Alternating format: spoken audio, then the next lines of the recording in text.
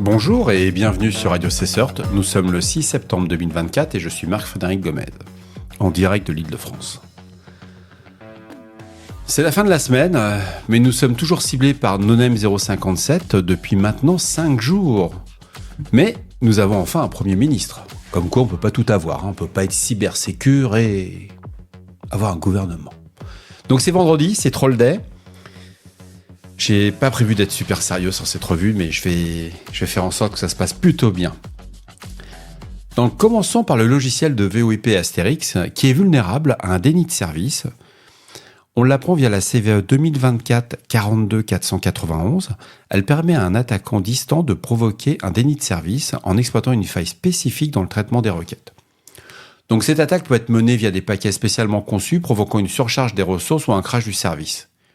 Une correction immédiate est bien entendu disponible et elle est nécessaire, en particulier si vos infrastructures de téléphonie sur IP sont exposées sur Internet. Donc merci au CERTFR pour le lien, ainsi que sur le site de cve.org où vous trouverez toutes les informations. On apprend par le blog de Security Intelligence que la compromission des chaînes d'approvisionnement, les supply chains, des logiciels d'intelligence artificielle par les cybercriminels est devenue leur cible. Depuis quelques mois, voire quelques années maintenant, l'adoption massive de l'intelligence artificielle dans les chaînes d'approvisionnement introduit des vecteurs d'attaque complexes. Les cybercriminels l'ont bien compris. Ils exploitent ces dépendances logicielles et les bibliothèques liées à l'intelligence artificielle pour injecter des malwares ou compromettre l'intégrité du code. Bref, en un mot, vu qu'on n'a pas accès, nous, en tant qu'utilisateurs, aux bibliothèques, au code source de l'intelligence artificielle par le fournisseur, eux, ils se sont dit, si on compromet le truc, ça peut bien marcher. C'est plutôt pas mal. L'article est intéressant, il n'est pas complet. Il faut vraiment faire un peu plus de recherche derrière. Moi, ce qui m'a plu énormément, on peut entraîner des modèles pré-entraînés, c'est ce qu'on appelle du data poisoning, ou l'insertion de backdoor sur les pipelines en commande, en CI/CD. C'est un peu technique, ça vaut la peine de se prendre la tête.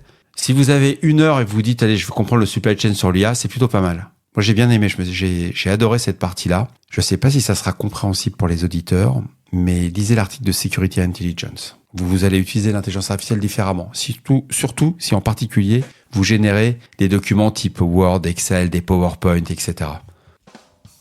Le serveur web Apache OFBees présente une vulnérabilité critique permettant l'exécution de code arbitraire.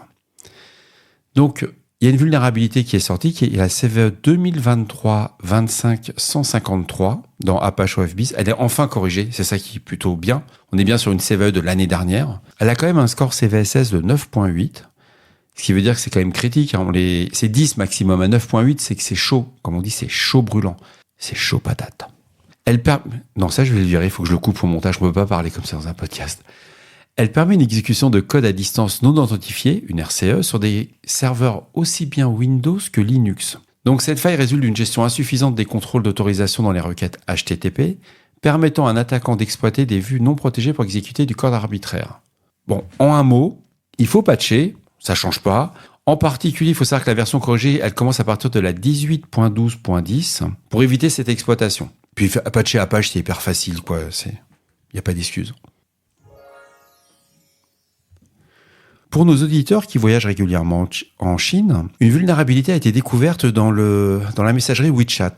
C'est une faille de confusion, de type confusion, ce qui permet à un attaquant d'exécuter un code à distance, donc une RCE, en exploitant une gestion incorrecte des types de données en mémoire. Ce problème peut survenir lorsqu'un utilisateur interagit avec des pages web malveillantes dans le navigateur intégré de WeChat. La vulnérabilité touche certaines versions de l'application. J'ai mis le lien en détail. C'est Talos Intelligence qui a découvert cette vulnérabilité. C'est très intéressant parce que quand on arrive en Chine, pour ceux qui y vont, vous devez utiliser leur système, leur propre système de messagerie, etc. Mettez à jour. Donc vous sortez de l'avion, si vous avez utilisé WeChat, vous mettez à jour votre téléphone et votre client. Dans la rubrique Cyber Warfare, on a 5 officiers du renseignement militaire russe, du GRU, et un civil qui ont été inculpés pour avoir conspiré dans des cyberattaques contre le gouvernement ukrainien, ainsi que contre 26 pays membres de l'OTAN. Ces attaques étant liées à des opérations de piratage et de cyberespionnage en partie coordonnées par l'unité 26165 du GRU, une équipe spécialisée dans la cyberguerre. Ces cyberattaques visent des infrastructures gouvernementales critiques ukrainiennes avant et pendant l'invasion de l'Ukraine par la Russie dans le cadre d'une campagne de déstabilisation géopolitique. Les charges incluent des intrusions dans des systèmes sensibles, de la désinformation et du vol de données dans plusieurs pays occidentaux. L'article est intéressant sur Flashpoint en particulier, Flashpoint est une entreprise de cybersécurité, mais c'est fait avec des anciens militaires. Il y a des SEALs, il y a des forces, il y a de la Delta Force, etc. Ils sont vraiment branchés militaires. C'est des miloufs, quoi. Il n'y a pas d'autre terme. Et ce que j'apprécie dans leur investigation, c'est que vous allez droit à l'essentiel. C'est carré. Ça fait du bien de lire ça. Flashpoint est une belle entreprise de cybersécurité, en particulier sur de la CTI. Je vous recommande fortement de lire leurs billets. C'est plutôt pas mal. Bon, parfois, il y a un billet sur de la pub, comme toute entreprise. Ils sont là pour faire de l'argent, mais la majorité du temps, c'est le bon niveau. Une violation de données chez Avis suite à une cyberattaque. Le géant de la location de voitures Avis a récemment été victime d'une fuite de données après la compromission d'une application interne. Les attaquants ont accédé à des informations clients personnelles, notamment des noms, des adresses, des données de contact. Bien que la nature exacte de l'attaque ne soit pas encore complètement clarifiée, il est probable que les cybercriminels aient exploité une faille dans les interfaces API ou les mesures de sécurité applicatives pour extraire ces données. Une investigation plus approfondie est en cours, mais des mesures de sécurité renforcées sont nécessaires pour éviter ces futures compromissions. Donc ce sont nos confrères de Blipping Computer qui remontent l'information.